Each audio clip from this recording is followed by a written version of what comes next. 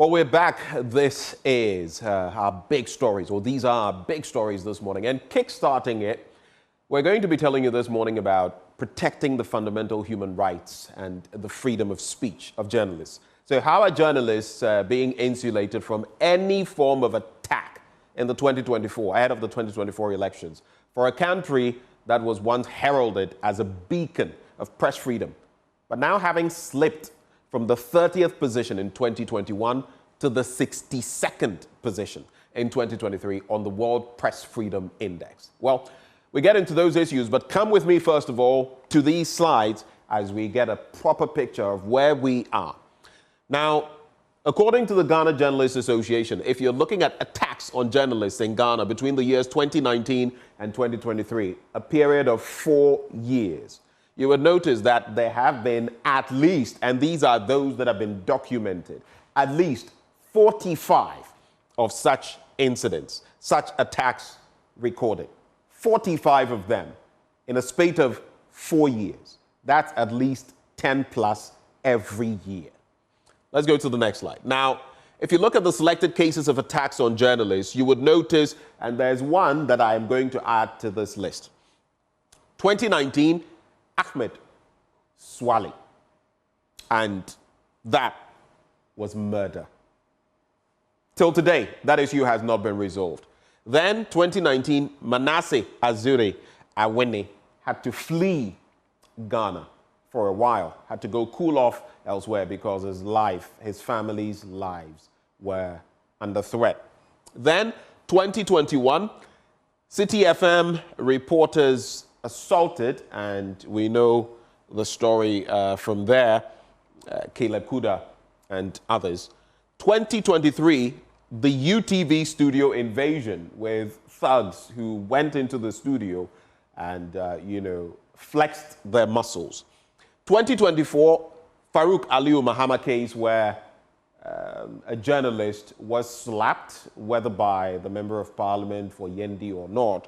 That happened.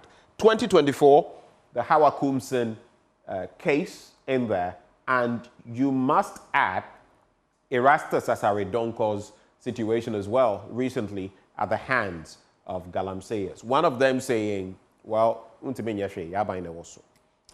next one. Then you look at the World Press Freedom Index and Ghana's ranking out of 180 countries. When it comes to Reporters Without Borders, you're looking at a position of 50th, which is a far cry from where we have been before or where we could be as a country. Next slide. You look at the World Press Freedom Index and the trend of Ghana's rankings, and it paints quite a story. In 2014, we were ranked 27th, 2015, 22nd, 2016, 26th. We had always been in the 20s region. 2017, 26th, 2018, 23rd, 2019, 27th, and then we started to crumble. From 2020, 30th, then 60th. That's a 30% or a 30-point drop from 30th to 60th between 2021 and 2022. Then we slipped even further. 2023, 62nd, and now 2024, we seem to have clawed back some 12 points, going to the 50th position. In these rankings, if we may go back briefly to the last slide, up to 2020, 2021, we were in the top 30. After that, we sunk. But let's go to the next slide. If you look at the Press Freedom Index in reference to Ghana's scores, you would realize that there's been a downward trajectory, right? From 83.71%, then a high of 84.5% in 2015, and then we dropped from the 80s starting from 2018. Once we started hitting 2019, it started dropping 70, 60, and now we're still locked in the 60s. 67.71% our score in 2024 compared to 83.71% in 2014 and 84.5% in 2015. Next slide. So on this final slide, right, we're going to be looking at the recommendations from the Defend Media Freedom Dialogue. Where do we go from here? One, introduce a private member's bill to protect media freedom. Because now the media is under attack, it's under assault. And I'm not necessarily saying from government or any other entity, but from different circles. If you look at Erastus Asaridonko's situation, these were galamseyers who felt because their party was in power, they were above the law, right? Introduce a private member's bill to protect media freedom. That is one. Two, enhance media integrity and independence. And I agree. There are lots of entities. I always say that as much as we talk about the media, there are certain newspapers you can pick up on any given day. And a story, no matter how genuine it is, this one would skew it towards that party and the other one would skew it towards the other party. Granted, you would find that on any given day. How do we deal with those situations? What mechanisms can we put in place to remedy the situation so that people can take what they hear, what they see, what they read to be the truth rather than the truth per a certain political party's lenses? How do we do that? Three, support for media during elections. This is crucial, especially ahead of the 2024 elections. And then collective responsibility for journalists' safety. And I feel here, sometimes we in the media ourselves are found wanting because we are not collective enough when some of these issues arise. Well, these are the discussions we're going to be having today, and it's all about media freedom. And we're going to be discussing the issues this morning with our guests who join the conversation. We have Cecil Thomas Sunkwa Mills, President, Ghana Independent Broadcasters Association. We also have Audrey Gadzekpo, Professor of Communication and Media Studies, and also joining the conversation, George Sapong is Executive Director, Ghana Media Commission. I'd like to say a very good morning to my guests who all join me virtually for this conversation. Cecil, Audrey, George, a very good morning to you. Good morning. All right. Prof, I can hear you on the phone. Thank you so much for joining. Yes. Mr. Sapong, good morning. Good morning. How are you? I am well, please. Thanks for joining the conversation. And Mr. Sunkwa Mills, a very good morning to you as well. A very good morning to you and all the viewers and listeners. Right. I love that baritone. Reminds me of Barry White. Anyway, so let's kickstart. Let's kickstart the conversation from where we find ourselves when it comes to media and even the work that is done. Even before we get to insulation and all of that, if you look at the key points, that I made mention of a short while ago in terms of the recommendations from the Defend Media Freedom Dialogue, there is one bit that also talks about enhancing media integrity and independence. I just want to find out, starting with Cecil, if you had to gauge media independence, especially with the proliferation of, entities, TV, radio, newspaper, print media, and the influence of political parties, where would you put independence as far as media is concerned? Where would you peg it? So, like I mentioned, Ghana has a peculiar problem in terms of influence, and this is due to the nature of ownership of stations, and also a large number of stations where, in terms of ownership, in a number of cases, it does not come out too clearly. And this tends to run into the influence and the quality of material that we're getting in terms of views. Like you mentioned, we end up getting two different views all the time. But for us, we take it that this is where we are and we have to work in this environment to make sure that we have integrity and that the quality of the material we get is good enough for people and can be relied on. We've done this for the past 24 months together with a number of institutions, both the NMC and a number of we've done training, capacity building, media literacy for over 1,000 journalists from media houses across the country. This is to help to bring some alignment in terms of ethical processes and also technical ability in the station to improve the quality. We've also done a lot of engagement with key important stakeholders. For this season, we've done a lot of engagement also with the EC, with Ministry of Information, National Media Commission. George is here. We've taken some initiatives. Allied government institutions, political parties have also been part of it, and also the security services, and especially the Ghana police. And I think we will have a bit more to speak about that in terms of our expectations and our disappointments.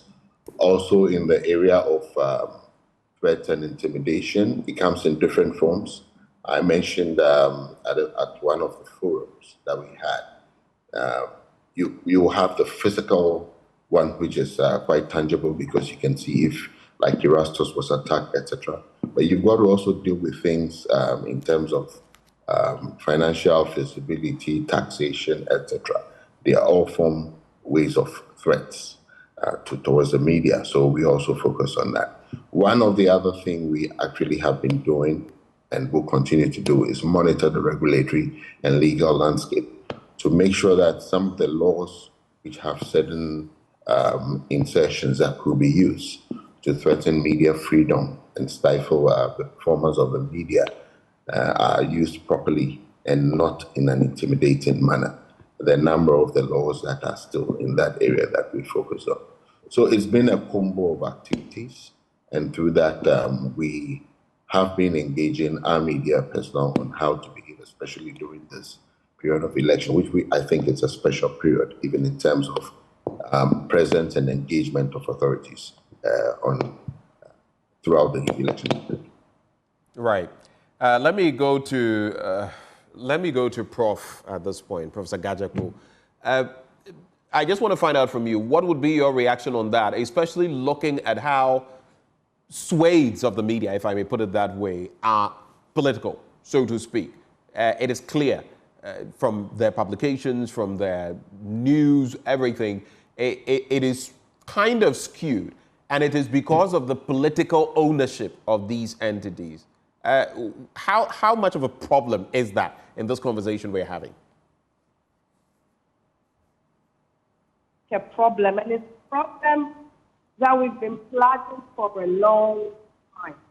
And part of the problem, I'd say, is structural. Structural in the sense that we don't have regulations that don't. Prof, I do not know, for some reason I can't hear you too well. There seems to be a little bit of an echo. Could you move slightly? Can you hear me? Better, much better, thank you. Oh, fantastic. No, I was saying that you're absolutely right about the media landscape that exists right now. And therefore, any intervention has to take account of that media landscape, unfortunately. A very politicized media landscape where political persons own media.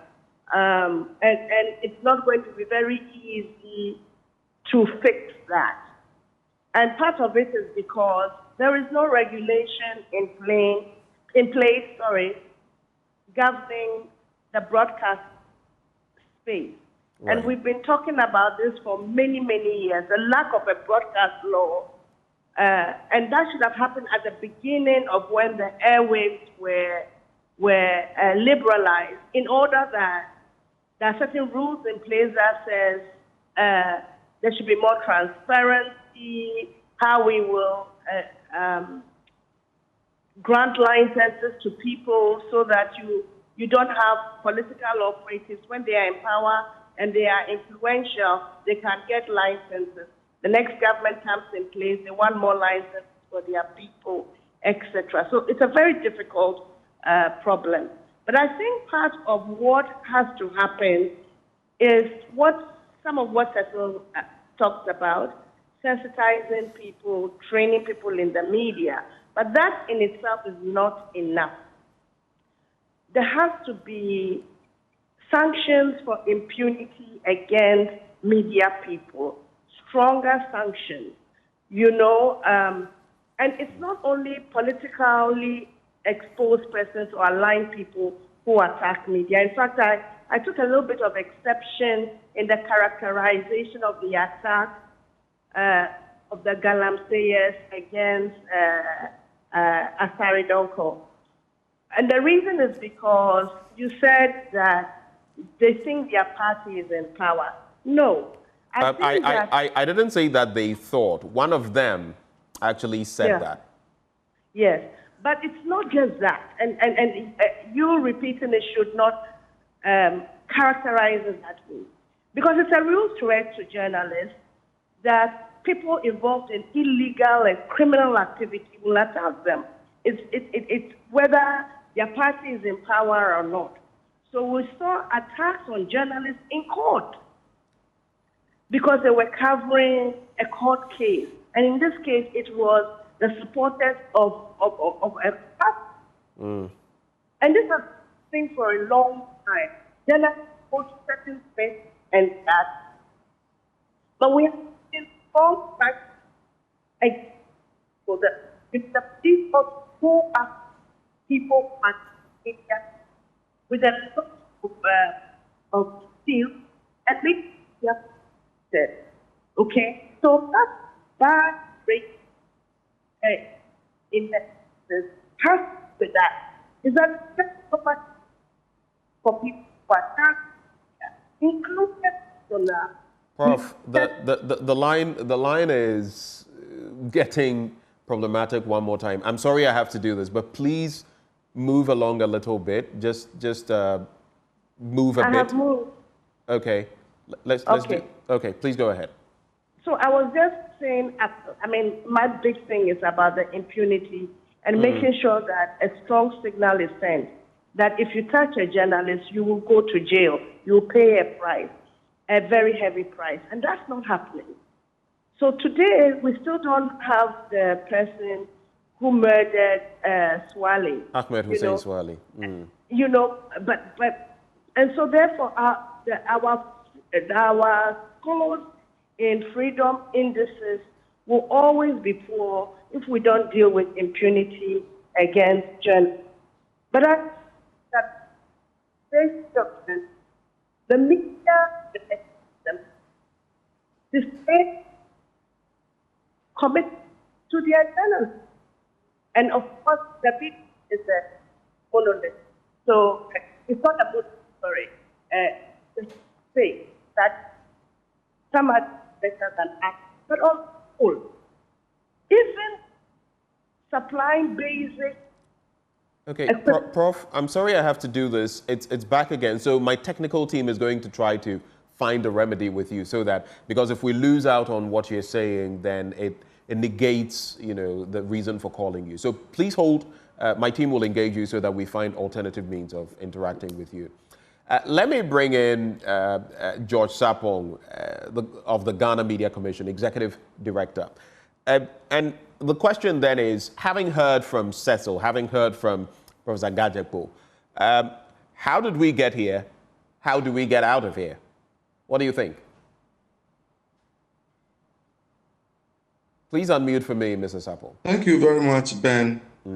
Thank you. Can you hear me now, Ben? I can hear you. Thank you very much for the opportunity.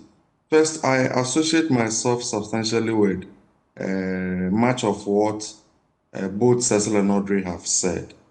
There are a few technical differences that, given the chance, we would have to deal with. Let me say that when we deal with the data on press freedom, we need to re-engage on the data again. Just as a little backgrounder, for much of the 2000s, I was the key person compiling data for a number of international human rights organizations on Ghana, with your colleague Evans Mensah as my assistant. We noticed that there is a certain kind of flip in the handling of the data that all of us need to re-engage to address, but that's a technical issue that we can come back to.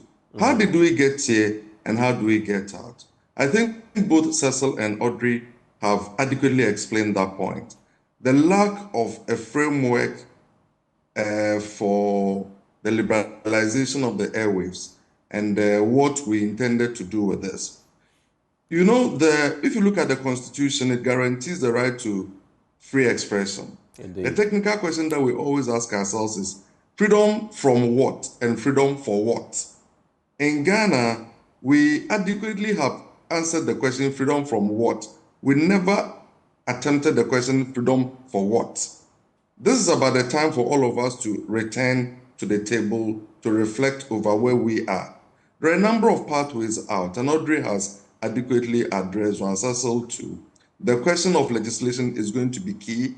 We need to clarify a number of rules, but coming back to the specific case of Erastus, we have seen terrible attacks on journalists. It's important that we see the uniqueness of the attack on Erastus and why that cannot stand. First of all, the people who attacked him were organized criminals. Organized criminals. Two is that, yes. Two is that they do it at a particular time when the whole society is mobilized and organized against Galamsey. So in essence, they were only using Erastus as a metaphor for their readiness to attack the entire society. What they are saying is that we don't fear you. We don't fear anybody in Ghana. We are ready to do our worst in pursuit of our self-interest. That must mean something to all of us. What should it mean? The final, pardon me. What should it mean to all of us? It should mean to all of us that it is not only journalists who are under attack and that the entire society is under attack. And the journalist is only the first step towards that. Because if they succeed in silencing journalists, then they would silence all voices in this country against wrongdoing. That is how we need to look at it. But that is why... Go ahead with that point. I mean, if it signals that, granted it signals that, journalists are not in charge of the apparatus of security in a state.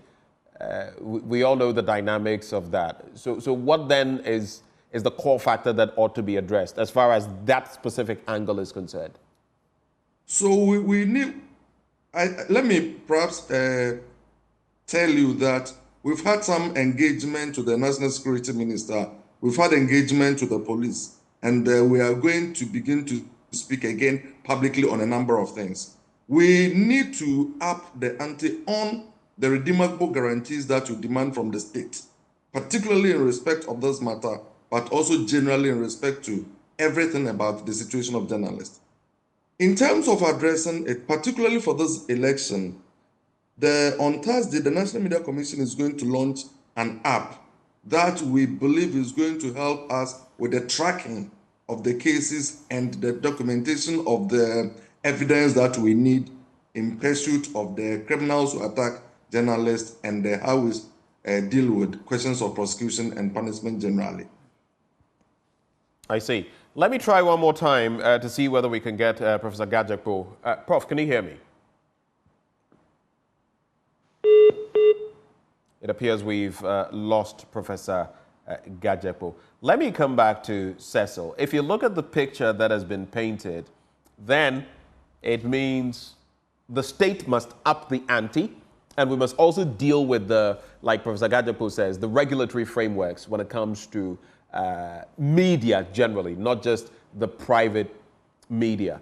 You could say that that ship has set sail already. Whether we can catch up, only God knows. But in the interim, we have had 45 of these attacks on journalists. And I'll just take you back to 2019. Ahmed Swale's murder has still not been resolved. And we know the context within which he was murdered. How disappointed are you that we are here? And do you foresee that justice will ever be served? And the word we actually use for what happened to, and I'll speak specifically on what happens to Erastus, which is very recent, because we actually thought we had made some progress and gotten the actors who attacked media and media men and journalists, we thought there was an improvement in terms of where we're going. Because with the case of Howard Kumsin, the case of Farouk, which happened, which yes was terrible, we were able to see some activity from the people and then also from the security services. But what happened to Erastus is horrendous. And to think that we more than 5 weeks into that incident, and the last check that I was trying to do in the Hello, Cecil.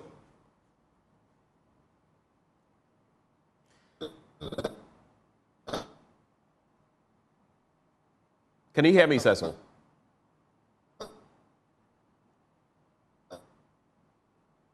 Okay, I think we're experiencing some connectivity issues. Cecil, can you hear me? I hate it when I have to, move on when a point has not been concluded, but I think I'm going to have to do that. Let me bring back Professor Gadzekpo. Prof, can you hear me? Yes, I can. Right. You were making a point, there was no conclusion. You can conclude on that, and okay. then we can talk about Ahmed Hussein Swale, for example. Till today, that has not been resolved. Yes. Actually, that was one of the points that I brought up, the fact that there's impunity, and that when people attack journalists, the state, the security service, and the court to send a strong signal that it is not going to be tolerated. And the way to do it is, one, to be sure that bring the perpetrators booked, and to be sure that court prosecutes them in a manner in which it tells that, that high sanctions to be paid for attacking journalists. And that's not happening. And that's part of my frustration. So the term there is impunity. The impunity will continue. That's not attack journalists that civil suits can cure, and sometimes terror, not a physical attack, but other attacks, so that you can bring a lawsuit against people and then, the court can deal with that. But you made a really point earlier on that I thought you need to understand that have Cecil and Jordan there. I don't understand what a private member's bill will do in this situation. And the reason I say that is because we have a constitution that is very, very protective of media freedom. We have one of the best protections for media freedom instead of constitutional provisions on the continent, okay? We also have laws that can be used to defend journalists. So I'm not sure what a private member's bill will do. I think what we need to do is to enforce those laws, to use the constitutional provisions to press for certain things to be done to better protect journalists. And I was saying also before... But the private member's bill, though you technically disagree with it, would it not add another layer, if you like, when you talk about increasing the protections constitution-wise? Is that not another way of doing it? After all, those are legislators that are being targeted. But we don't know what's in the bill. I don't know what is going to be proposed in the bill. And I'm interested in knowing what is going to be proposed in the bill. You see, because we are very good at legislating, having policies, we are terrible at implementation. So if you have all of these things, but you don't implement, then you have done nothing at all. And that's my point. But I was also going to make a point, and now I forget what it is. About the responsibility of media organizations to better protect their journalists. Safety equipment for journalists. When journalists go on missions, a certain assessment to determine how risky the mission is, and therefore what kind of backup you will need to support the journalists should they get into trouble. You know, almost very, very few media organizations have even the most basic of protective wear for their journalists, bulletproof. And we see it on international media all the time. When journalists are going to demonstrations that would likely be risky, or to the war front or to conflict areas, they are protected. The gear.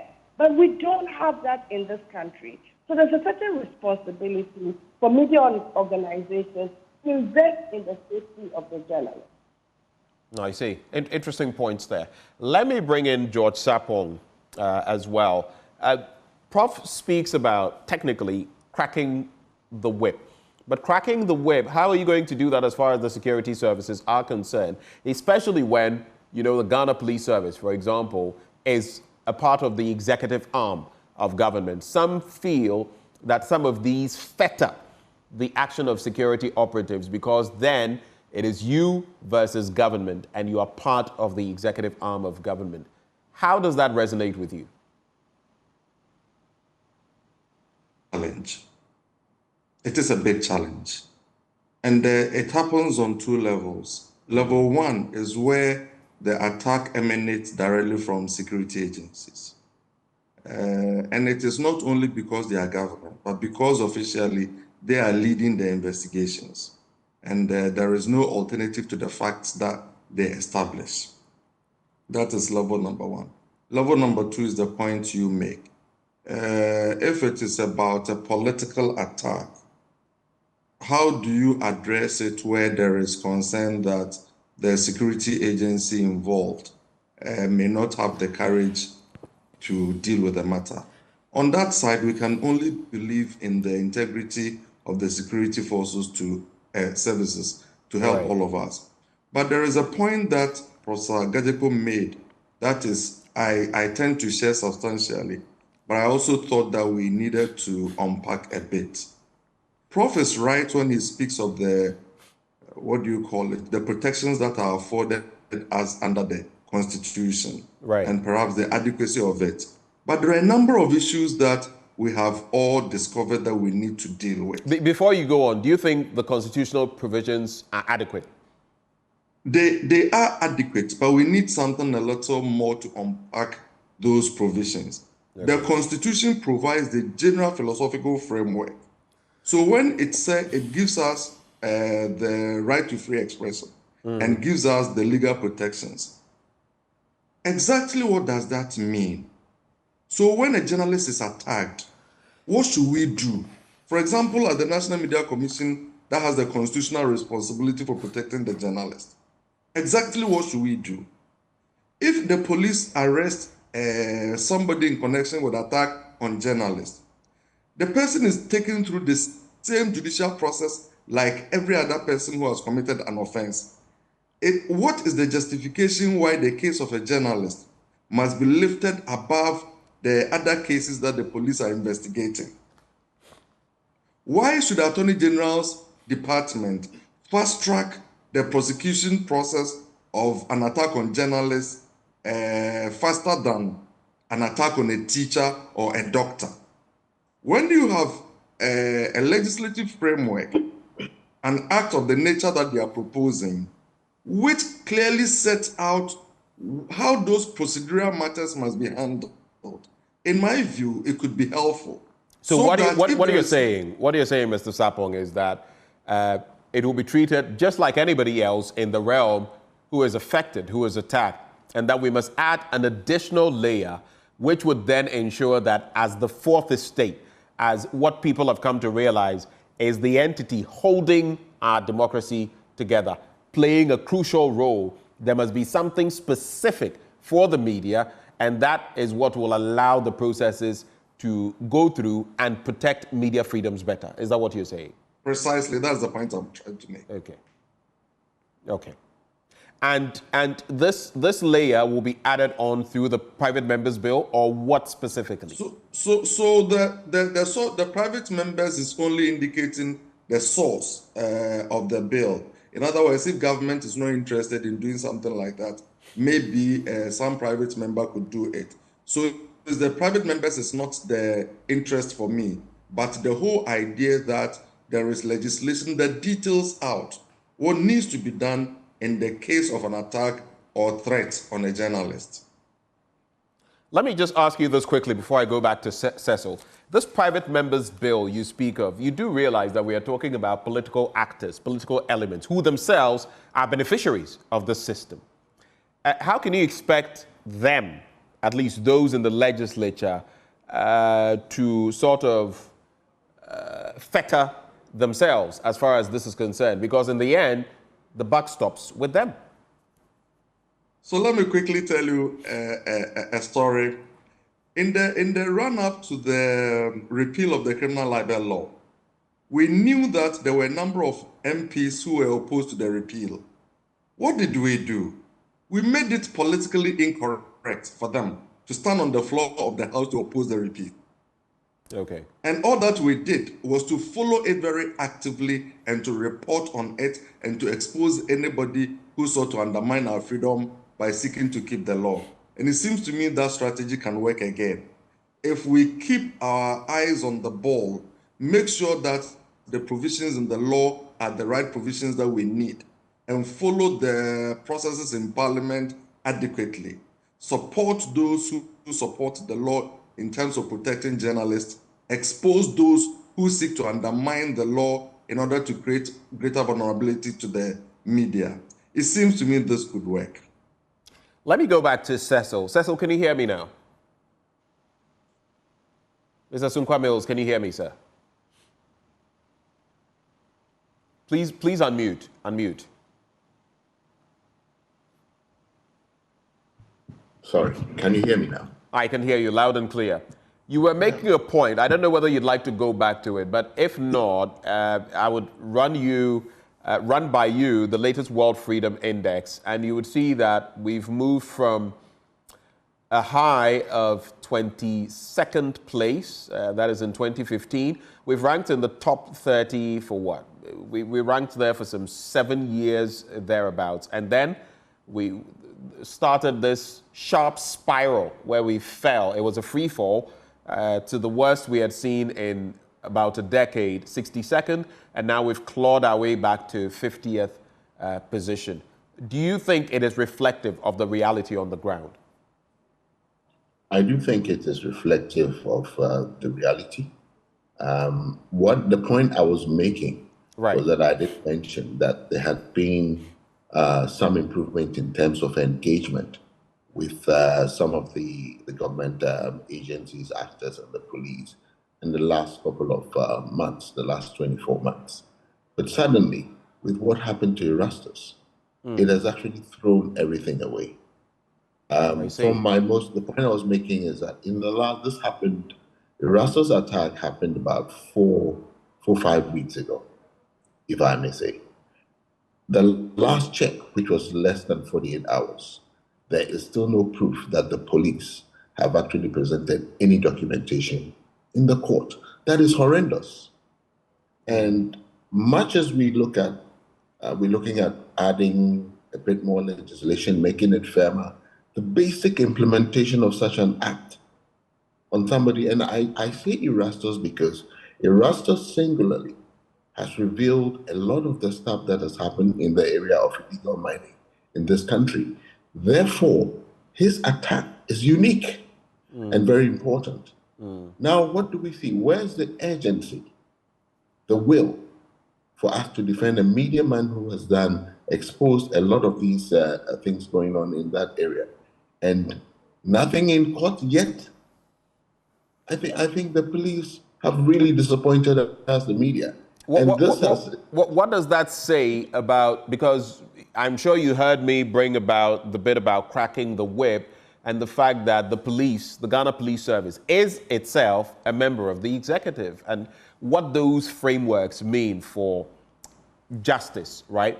So all these weeks under the bridge, nothing, per what you say, having been done to push the matter in court. What does that mean as far as the Ghana Police Service and maybe the security network in totality is concerned? What does it mean? It just shows that the willpower is shifted. because we've seen them act a lot more faster with other issues, with media and without media. And if this is important, we expected a lot more from them. It has been very, very disappointing. But it sends a message that we're sliding further down, and with elections around the corner, what does it mean for other journalists who will be attacked by such elements, who have confirmed their, like you did say, their government is in power? It's the worst thing that could happen. But I would also expect that the NMC should push a bit closer, because we also have a big role to protect us in this discussion. We can pile up the laws. Laws will take a bit of time to come through. But we have elections in a few days. We have elections in a few days. This is a very bad signal for media. It is a very bad signal. Professor Gadzekpo, are you as disappointed as Cecil when he talks about no action? Yes, there was a statement from the Ghana Police Service, and some even said that the presidency had to say something dissociating itself from the comments of that illegal miner. I've not seen anything on that yet. But Yes. do you find it as disappointing, the fact that till today, at least per what Cecil is saying, there's been no action from the end of the police as far as our justicial system is concerned? And yet, if protesters hit the street, and I'm talking about Democracy Hub and others, barring what some did that may not be in the public interest, they were swiftly carted off to police, remand and prison remand in some instances. And yet, for something as heinous as this, there's been no action. Reaction, your reaction. Absolutely. My reaction is exactly what both you and Cecil have said. And when I've been following this development, I said to myself, young people who are only holding placards and demonstrating against Galamsey are carted to jail for weeks. And people who actually are in the line of his duty haven't been brought to book. I may sound like a broken record, but that is the problem in this country. And I think that we need the public to see the attack on Erasmus, as George rightly said, as an attack on everybody.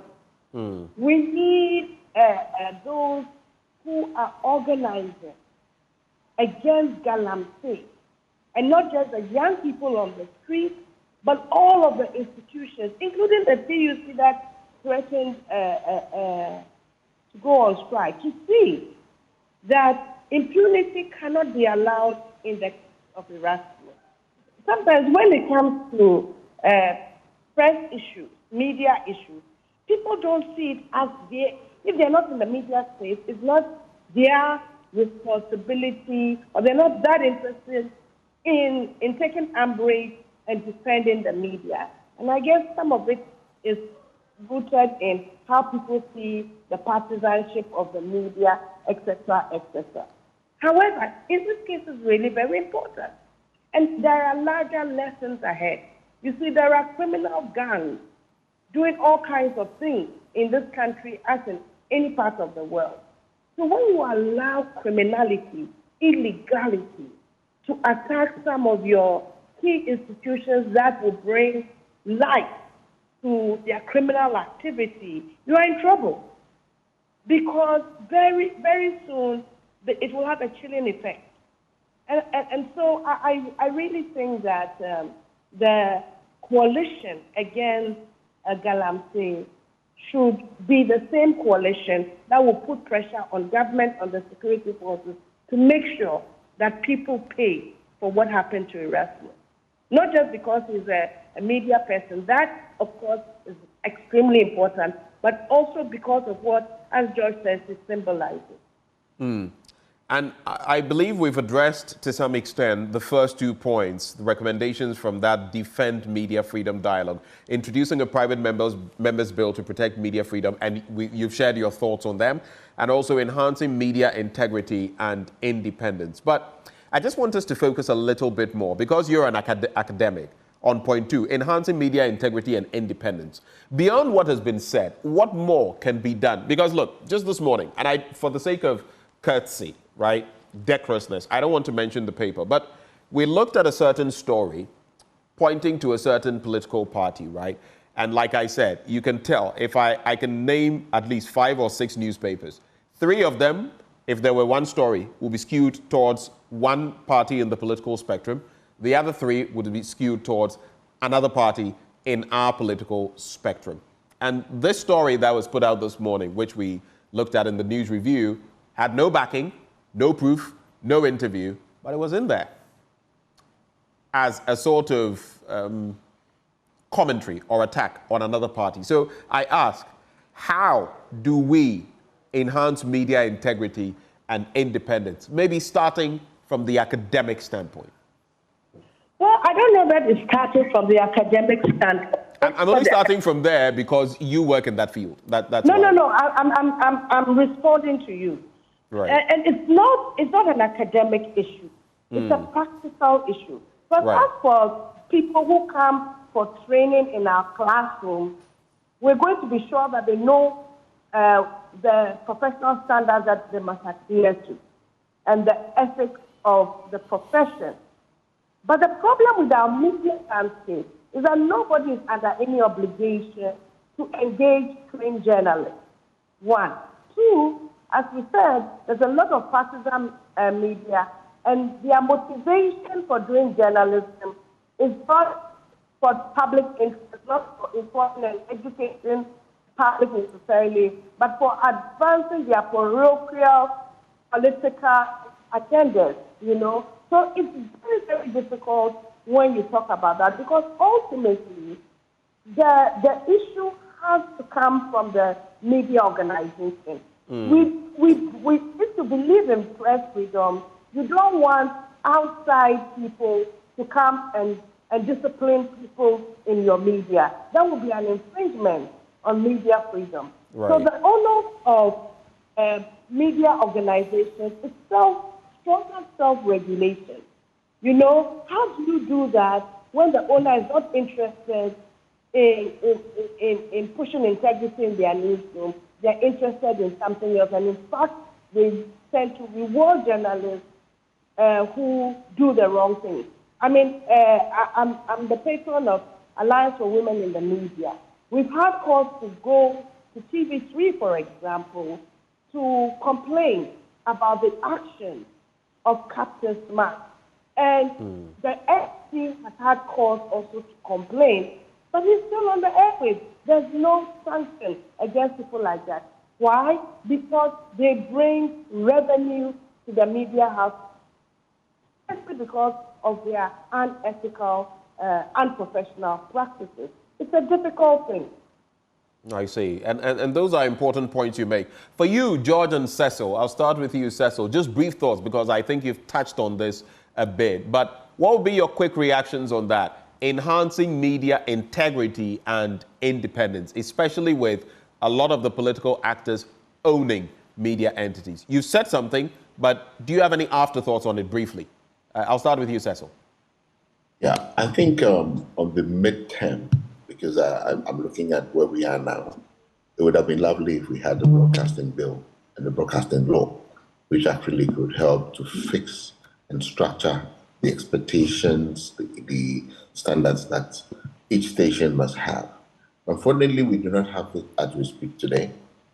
And so we will have to do a lot more monitoring. And I think recently the Media Foundation for West Africa, the Global Fact Space, they launched an information integrity setup.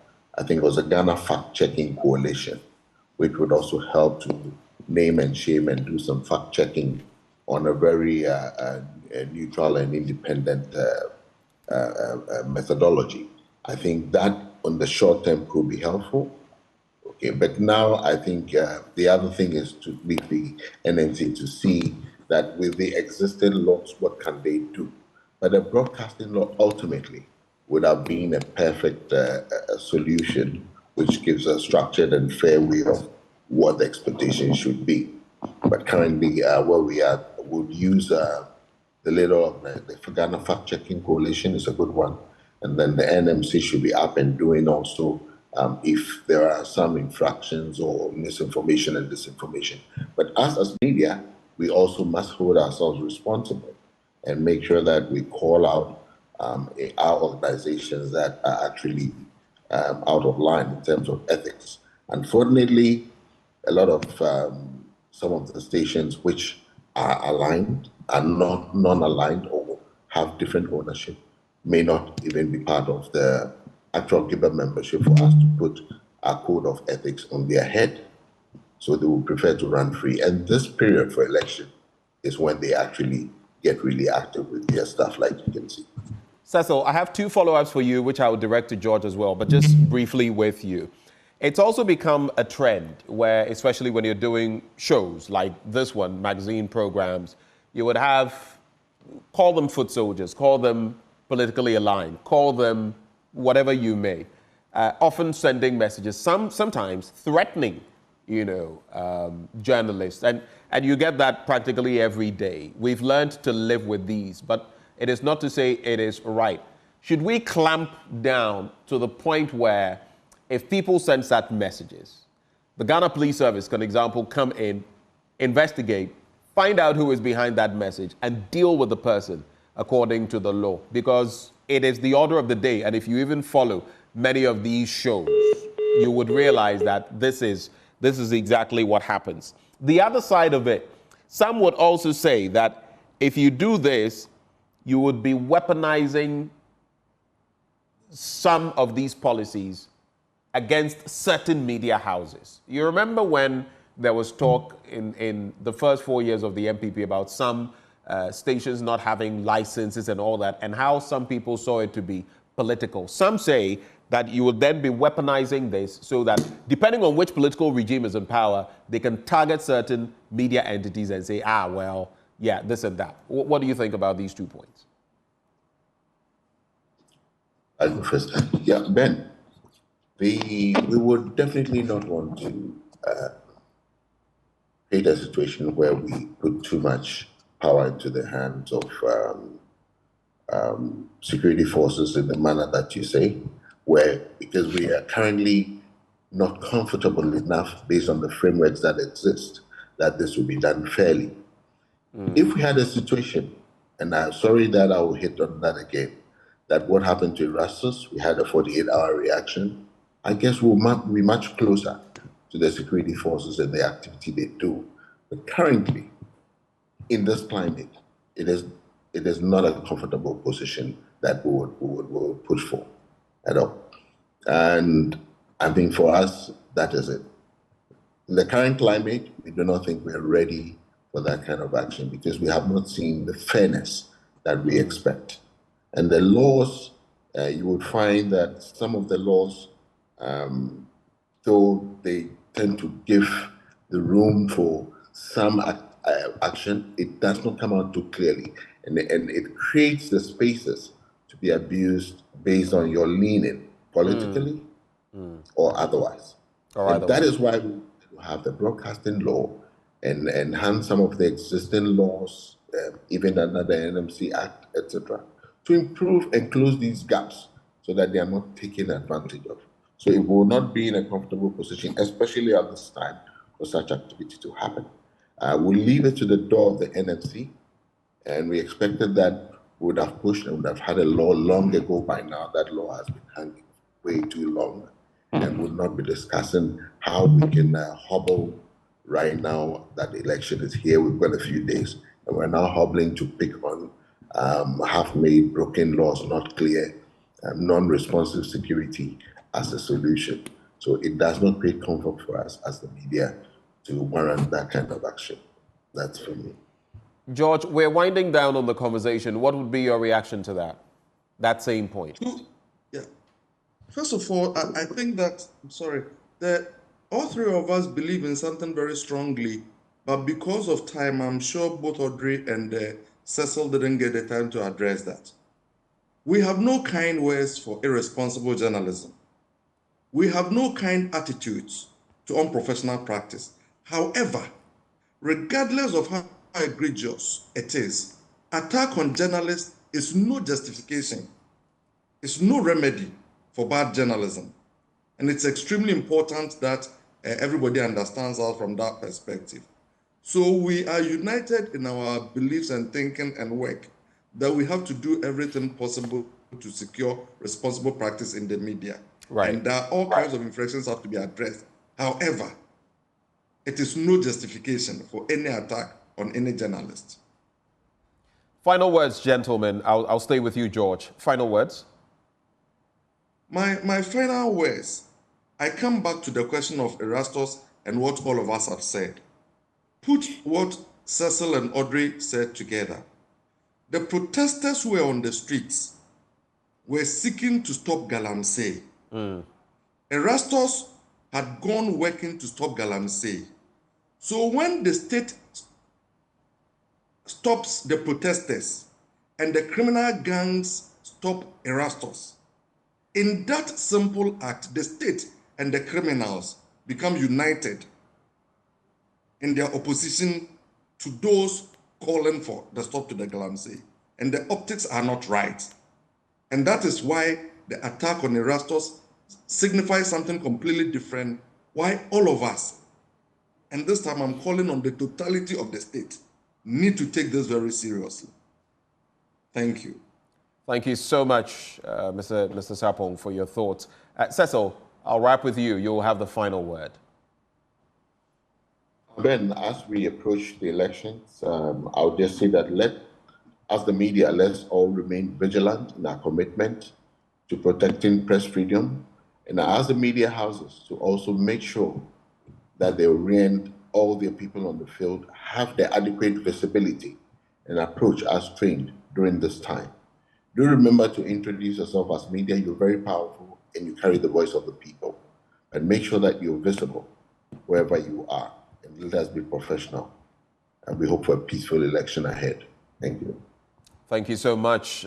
Great words to conclude the conversation. Unfortunately, we lost Professor Audrey Gadzekpo. That's why I'm not bringing her to give her final word. We had Professor Audrey Gadzekpo, Professor of Communication and Media Studies, joining the conversation. We had George Sarpong, Executive Director, Ghana Media Commission, and Cecil Thomas Mills, President of the Ghana Independent Broadcasters Association. All of them joined us as ahead of election 2024. We talk about media freedom, we talk about media independence, and insulating the media from attack. We'll take a breather, but one of the things we have on our mind, we just will be taking you to the Ofankon-Sawam stretch and telling you what is happening there. It's a 33.4-kilometer stretch. But what can we expect with the construction work and the impact on motorists? More of that and more coming your way after the break.